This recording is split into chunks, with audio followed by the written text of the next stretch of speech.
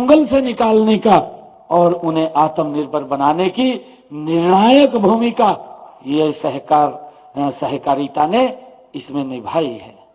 साथियों, मुझे भी खुशी है कि सहकारी आंदोलन जो केवल ऋण देने का तक ही सीमित नहीं रहा है, बल्कि इसे हम देखते हैं बाहर हमारे बहुत सारे जो एग्जीबिशन में स्टॉल लग रहे हैं, उसमें चाहे वीटा का स्टॉल हो, हैफेड जैसी हमारी संस्थाओं के माध्यम से दूध व अन्य कृषि उत्पादकों के उत्पादन व उनके विपणन में उल्लेखनीय नाम इन्होंने कमाया है।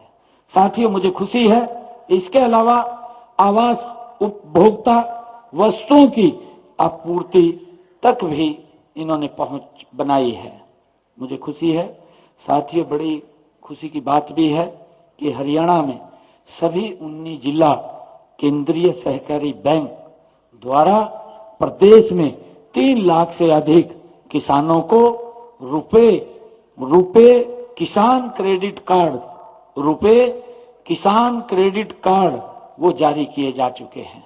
साथियों, हरियाणा राज्य में 21 पैक्स केंद्र को गोदाम बनाने के लिए चुना भी गया है, ताकि वहां पर इस पैक्स के साथ साथ अन्य सामान भी वहां पर आम जन के लिए वो मिले। साथियों, मुझे खुशी है कि हमने प्रदेश में हरियाणा राज्य सहकारी कृषि एवं ग्रामीण विकास बैंक द्वारा समय पर कर्ज की अदायगी करने वालों के लिए ब्याज राहत योजना के तहत 50% हमने 50% की तक की छूट भी दी है। साथियों, मुझे बताते हुए कि अब तक हमने हरियाणा प्रदेश के अंदर 111 करोड़ रुपए की ब्याज की राहत वो दी जा चुकी है। साथियों, मैं बताना चाहूंगा कि समय पर अदायगी करने वाले प्राथमिक हमारे सहकारी समितियों के ब्याज नहीं लिया जाता। हमने ये निर्णय किया, आते ही निर्णय किया। हम देखते हैं एक समय ऐसा था कि सहकारी बैंक से जब ऋण हमारा किसान फसली ऋण लेता था और कई परिस्थितियां उसके सामने आ जाती थी कि उसको दिक्कत आ जाती थी कि वो समस्या के अंदर अगर फंस गया तो वो वापस भरने में लेट हो जाता था, और लेट के चक्कर के अंदर उसके ऊपर ब्याज लगता था, ब्याज के ऊपर चक्रवृद्धि ब्याज लगता था, और जब ब्याज के ऊपर ब्याज लगता था तो किसान उसको वापस नहीं कर पाता था। परंतु आकर के हमने इस राहत बहुत बड़ी किसानों को देने का काम किया है कि हरियाणा सरकार जो किसान फसली ऋण लेगा हमारे इस पैक से, तो उसका सारा का सारा ब्याज हरियाणा सरकार देगी, किसान को कोई पैसा देने की आवश्यकता नहीं है। साथियों, मुझे खुशी है कि इस योजना 5,31,652 किसानों को 1,223 करोड़ रुपए की ब्याज राहत प्रदान की गई है। 5,31,652 किसानों को 1,223 करोड़ रुपए की ब्याज राहत प्रदान की गई है। भाइयों, हम सब के लिए गर्व की बात है। जो ब्याज में लगातार किसान फंसा रहता था, वो उबर नहीं पाता था, कई बार दिक्कतें उसके सामने आ जाती थी कि उसे अपनी जमीन ही बेचनी पड़ती थी, परंतु उससे एक बड़ी राहत देने का काम ये आदरणीय नरेंद्र मोदी जी और अमित शाह जी के नेतृत्व में ये हरियाणा सरकार अपने किसानों के लिए कर रही है। साथियों, मुझे खुशी है कि हैफेड केंद्र सरकार की मेगा फूड पार्क योजना के तहत रोहतक में भी हमने लगभग 180 करोड़ रुपए की लागत से एक मेगा फूड पार्क स्थापित हम कर रहे हैं। इसके अलावा हैफेड जिला रेवाड़ी, अगर हम जाटू सना में हमने 13 करोड़ 60 लाख रुपए की लागत से एक आटा मिल भी वहां लगाया है। साथियों, शुगरफेड की हमने 10 सहकारी चीनी मिलों भी लगभग 93% की क्षमता से वो काम कर रही हैं। मुझे खुशी है कि पिछले सीजन में सरकारी चीनी मिलों ने 320 लाख क्विंटल गन्ने की पिराई की थी। 320 लाख क्विंटल गन्ने की पिराई करके 27.29 लाख क्विंटल चीनी का उत्पादन हमारी सहकारी चीनी मिलों ने किया है। ये हमारे लिए बड़े गर्व की बात है। साथियों, मुझे खुशी है बताते हुए कि किसान को कैसे सशक्त और मजबूत किया जाए। हमारी जो सहकारी चीनी मिलें हैं, किसान को उसकी फसल का लाभकारी मूल्य मिले। हमने पिछले दिनों निर्णय किया, हरियाणा सरकार ने निर्णय किया कि हम अपने किसान को 15 रुपए और ज्यादा भाव किस गन्ने के देंगे। और आज देश का सबसे ज्यादा अगर भाव गन्ने का कहीं मिल रहा है तो हरियाणा राज्य के अंदर मिल रहा है 415 रुपए क्विंटल के हिसाब से। साथियों, मुझे ये भी बताते हुए कि प्रदेश में प्राथमिक सहकारी श्रम और निर्माण समितियों को उचित मान सम्मान प्रदान भी किया जा रहा है। साथियों, मुझे ये भी खुशी है, इसके लिए हमने 1 करोड़ रुपए तक के कार्य लोक निर्माण विभाग के संबंधित सर्कल टेंडर रेट के आधार पर हमने आरक्षित किए हैं। साथियों, मैं बताना चाहूंगा कि प्रदेश में सहकारी बैंकों के माध्यम से महिला सहकारी समितियों को 5 लाख रुपए तक के ऋण बिना सिक्योरिटी के उपलब्ध कराने का ये करवाए जाते हैं। ये भी निर्णय हमारी सरकार ने लिया है और इसमें लोन का 20% या अधिकतम 1 लाख रुपए तक की अनुदान राशि सरकार द्वारा वहन की जाती है। ये महिलाओं के लिए हमने महिला सहकारी समितियों को ये ऋण देने का निर्णय हमने किया है।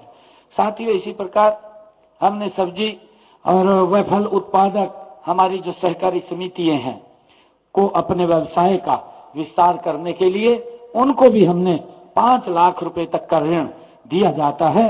इससे समिति को 20% या अधिकतम 1 लाख रुपए तक अनुदान राशि वो प्रदान की जाती है। साथियों, ताकि हमारे जो समितियां हैं उन समितियों को सरकार लगातार सहयोग करके उनको आगे बढ़ाने का काम निरंतर हमारी सरकार कर रही है। मुझे खुशी है साथियों, मैं बताना चाहूंगा कि हम प्रदेश में सहकारी आंदोलन को एक नया रूप देने के लिए हमारी सरकार ये कृत संकल्प है।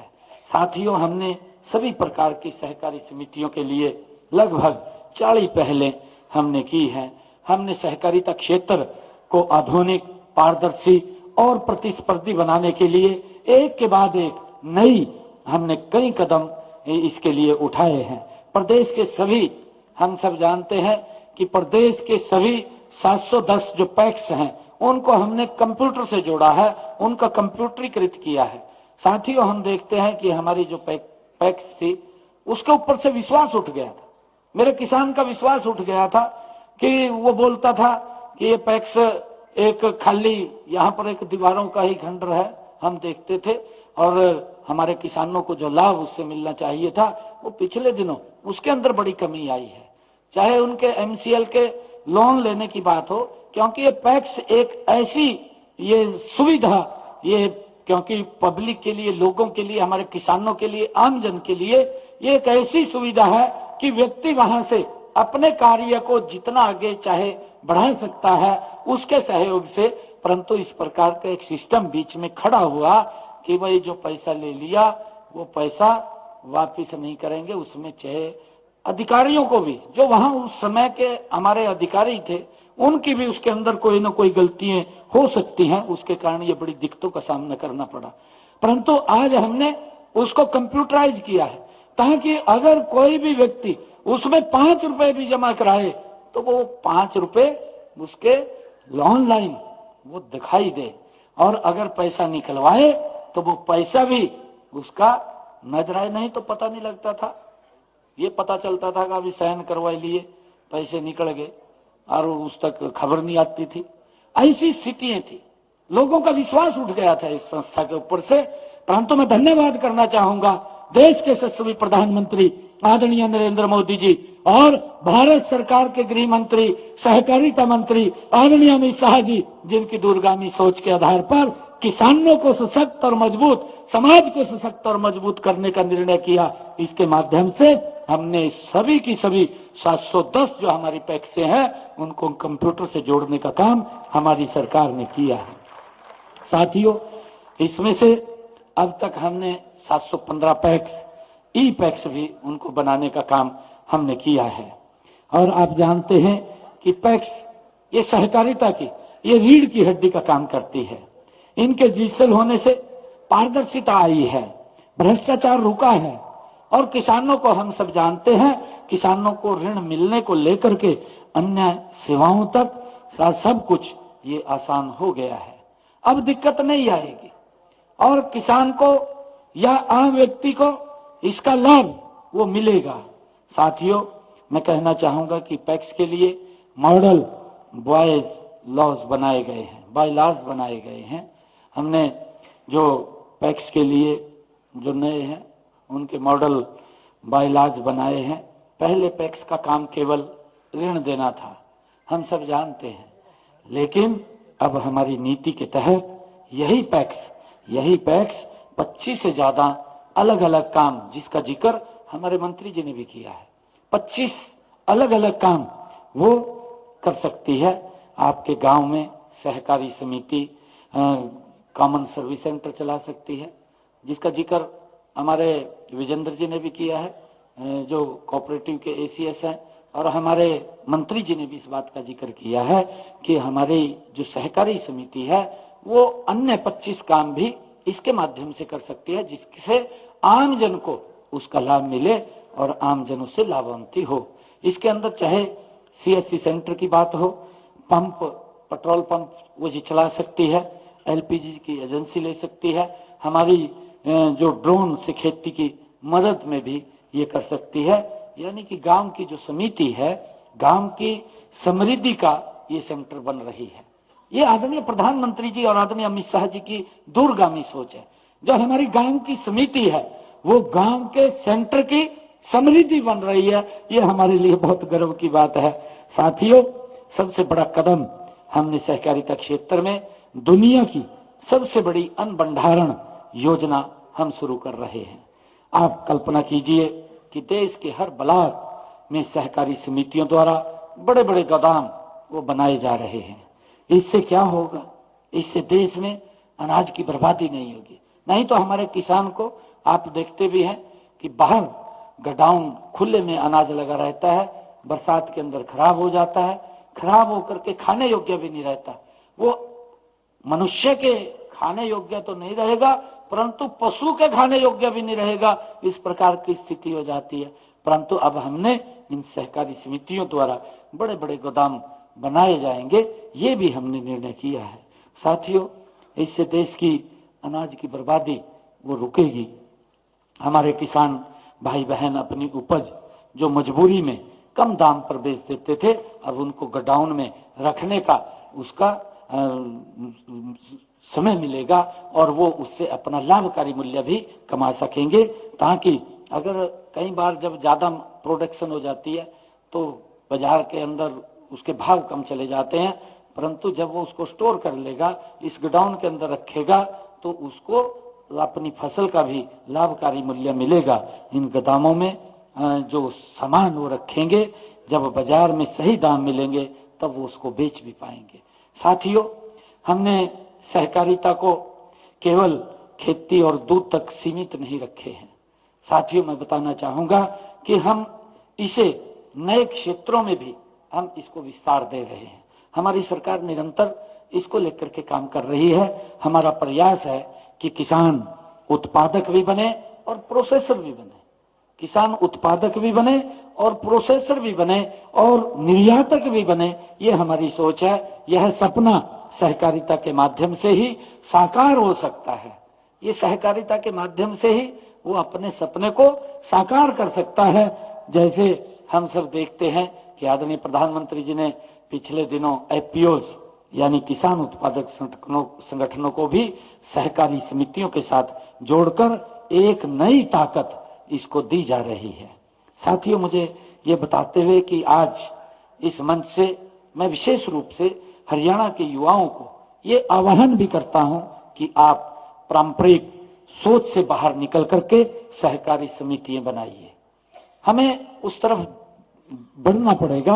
आप आईटी सेक्टर में हैं, चाहे आप आईटी में हैं, चाहे लॉजिस्टिक में हैं, या टूरिज्म में हैं, या फूड प्रोसेसिंग में हैं, सहकारिता के मॉडल पर हम मिलकर के काम कर सकते हैं।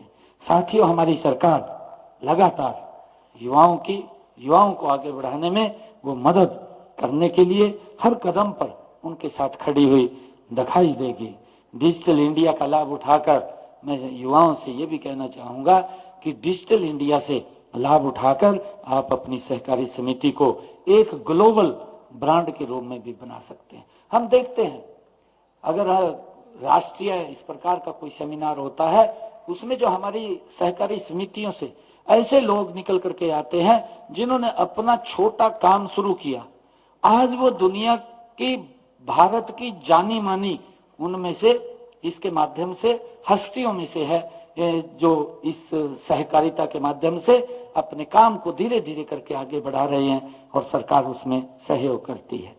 साथियों, हमारी माताएं बहनें 60,513 स्वयं सहायता समूह के माध्यम से बहुत अच्छा काम वो कर रही हैं, इसके लिए हमें खुशी है।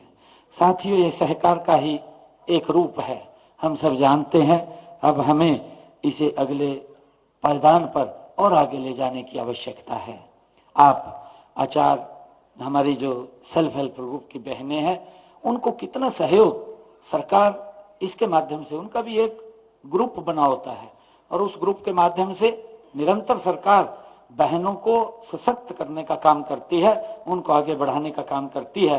और हम देखते हैं कि वो जब अपने इस ग्रुप के माध्यम से काम करती हैं तो उसमें चाहे वो अचार बनाने का काम हो, पापड़ बनाने का काम हो, हस्तशिल्प से लेकर के बड़े पैमाने पर चाहे टेक्सटाइल और खाद्य प्रसंस्करण यूनिट लगाने का बात हो, उसके अंदर लगातार ये काम कर रही हैं। साथियों, इस 72वें सहकारिता सप्ताह के अवसर पर हम सब मिलकर आज हमें ये प्रण लेने की आवश्यकता है कि हम सहकार की भावना को अपने जीवन का अभिन्न अंग हम बनाएंगे। हम मिलकर के काम करेंगे, एक दूसरे का हम साथ देंगे और हरियाणा को देश का सबसे समृद्ध और सबसे खुशहाल और सबसे सहकारिता उन्मुख राज्य बनाने का काम हम करेंगे। साथियों, मुझे बताते हुए कि जब मैं यहाँ पर आया हूँ, इससे पहले गुरु तेग बहादुर जी के 350वें शहीदी दिवस जो बड़े पद्धर के ऊपर पूरे हरियाणा प्रदेश के अंदर वो मनाया जा रहा है, उसके अंदर हरियाणा सरकार और हरियाणा गुरुद्वारा प्रबंधक कमेटी मिलकर के अपने महापुरुषों के उस इतिहास को जन जन तक पहुंचाने का काम हम कर रहे हैं। उसी कड़ी के अंदर हमारे खुशहाल सिंह दैया, जो हमारे बड़ खालसा, जो यहीं बड़ खालसा गांव से ही थे, जब गुरु जी का उस मुगल शासक औरंगजेब ने ये फरमान जारी किया था कि गुरु जी का शीश धड़ से अलग कर दिया जाए, और भाई जैता जी जब उस शीश को लेकर के सम्मान पूर्वक आनंदपुर साहब लेकर के जा रहे थे, और तब उस जालिम औरंगजेब को पता चला कि ये गुरु जी के शीश को उठा करके ले गए हैं, तो वो उनको अपमानित करना चाहता था। उन्होंने अपनी सेना को उसके पीछे लगा दिया, और जब उसके पीछे लगाया तो भाई जैता जी यहाँ बड़ खालसा, जो कौशाली गांव के नाम से जाना जाता था पहले, उस गांव के अंदर वो चले गए भाई जैता जी, और वहां पर उनको खुशहाल सिंह दहिया वो व्यक्ति मिला और वो उसको अपने घर में ले गया। और खुशहाल सिंह दहिया ने उसने कहा कि मेरे पीछे मुगल सेना लगी हुई है, और पूरा का पूरा गांव मुगल सेना ने वो चारों तरफ से घेर लिया था। और खुशहाल सिंह दहिया एक ऐसे महानायक, इस गुरु के वो प्यारे गुरु के भक्त वो ऐसे थे, उन्होंने कहा जैता भाई जैता जी को कि आप गुरु जी के शीश को लेकर के आनंदपुर साहब जा सकते हैं, मैं अपना शीश इन मुगलों को काट करके दे दूंगा, ताकि औरंगजेब को ये लगे कि ये गुरु जी का शीश है, क्योंकि उनका जो चेहरा था वो गुरु जी से मिलता था। ऐसी हमारी जो संस्कृति, हमारे संस्कार, हमारे धर्म की रक्षा के लिए ऐसी महान बड़ी कुर्बानी है जिन महापुरुषों ने दी है, जिन महान गुरुओं ने दी है, उनकी याद के अंदर हमने पूरा 1 नवंबर से लेकर के 25 नवंबर तक, जो गुरु तेग बहादुर जी का 25 नवंबर को शहीदी पर्व हम बड़े पद्धर के ऊपर मना रहे हैं, उसमें के लिए एक बड़ा ये जो करैक्टर है, इनका बड़ा उसमें योगदान रहा है। मैं आप सबको भी उसके लिए आमंत्रित करता हूं और आप सबका मैं धन्यवाद करता हूं कि आज इस 72वें सहकारिता सम्मेलन में हम यहाँ एकत्र आए हैं। सहकार से समृद्धि, शहर से आत्मनिर्भरता, यह हमारा मंत्र है और यही हमारा भविष्य है। मैं आप सबका दिल से बहुत बहुत धन्यवाद करता हूं। इन्हीं शब्दों के साथ जय हिंद, जय भारत, जय भारत माँ, भारत माता की, भारत माता की। सिर्फ 5 मिनट के लिए आप रुकेंगे, सिर्फ 5 मिनट के लिए। और हृदय से आभार मुख्यमंत्री महोदय का। विधिवत आभार व्यक्त करने के लिए मैं आमंत्रित करूंगा अमरदीप।